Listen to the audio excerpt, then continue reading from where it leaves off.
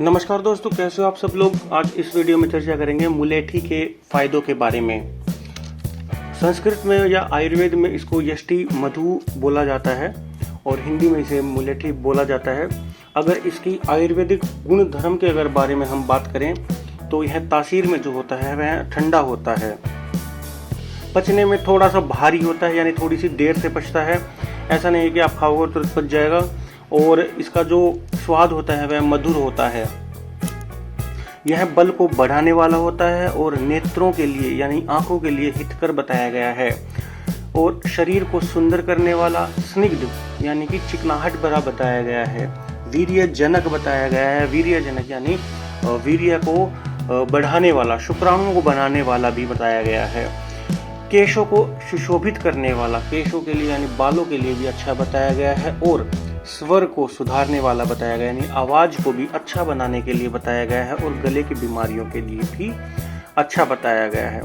दोषों की अगर बात करें तो यह वात, पित्त और कफ यानी कि तीनों दोष त्रिदोष नाशक है। रक्त के विकार जो होते हैं उनका नाशक है, यानी कि रक्त को यह ठीक करता है, उनको साफ करता है। घावों के लिए यह बहुत ही अच्छा होता है। सूजन अगर शरीर में आ रखी हो तो भी अच्छा होता है।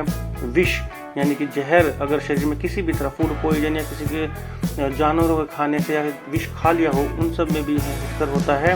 उल्टी के वेग को रोकने के लिए मदद करता है। प्यास जिसको बार बार लगती है उसको खत्म करता है। ग्लानी और टीबी, इसमें बहुत ज़्यादा फायदा इसके अंदर बताया गया है। टीबी के अंदर वैसे इसमें अगर बीमारियों की एक बात शुरू करें तो टीबी के अंदर सौंठ और मुलेठी दोनों का बराबर मात्रा में चूर्ण बना करके 1 चम्मच दूध के साथ इसमें दिया जाता है। यह हार्ट संबंधित बीमारियों के लिए भी बहुत अच्छा होता है। इसमें मुलेठी को कुटकी के चूर्ण के साथ मिला करके और मिश्री इसके अंदर मिला करके पानी के अंदर उसके साथ इसको दिया जाता है। क्योंकि यह रक्त के विकारों को दूर करता है तो इसलिए यह यूरिक एसिड में बहुत ज़्यादा फायदा करता है। जिनको यूरिक एसिड की दिक्कत हो या फिर अगर रक्त में पित्त चला जाए, यानी कि हाई बीपी अगर हो जाए, या फिर रक्त पित्त एक रोग होता है जिसके अंदर नक्सीर भी आता है। जब हमारा जो रक्त होता है वो नाक के द्वारा या आँखों के द्वारा या कानों के द्वारा या मुंह के द्वारा या फिर योनि, लिंग और गुदा के द्वारा जब निकलने लग जाता है तब उसे रक्त पित्त कहते हैं। तो यह रक्त पित्त में भी बहुत अच्छा बताया गया है। इसके अलावा जो कुष्ठ रोग होता है उसके लिए भी अच्छा है। तो यह बेसिकली रक्त का शोधन करता है। तो यूरिक एसिड, हाई बीपी आदि रोगों में भी यह बहुत अच्छा बताया गया है।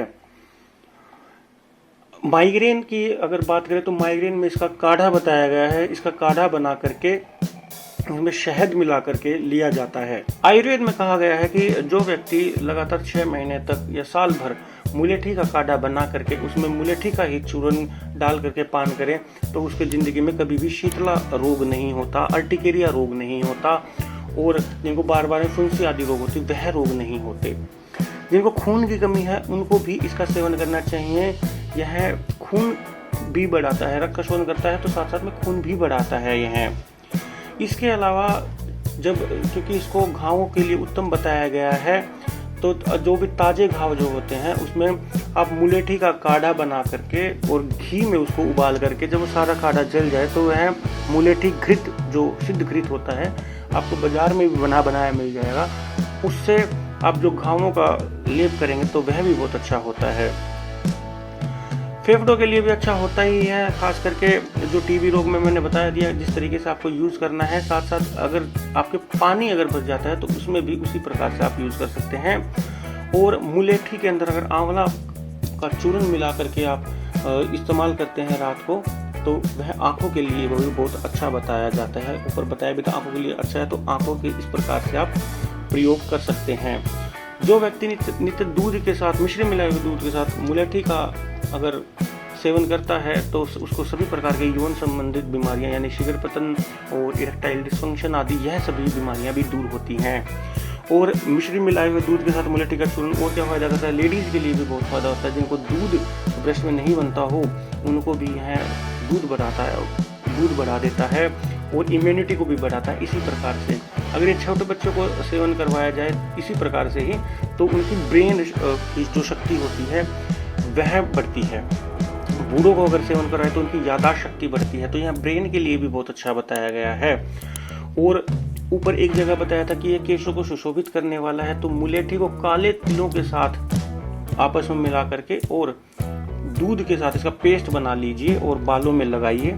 थोड़ी देर बाद नहा लीजिए तो यह बालों का पकना, झड़ना, सब इस तरह की बीमारियों को बंद कर देता है।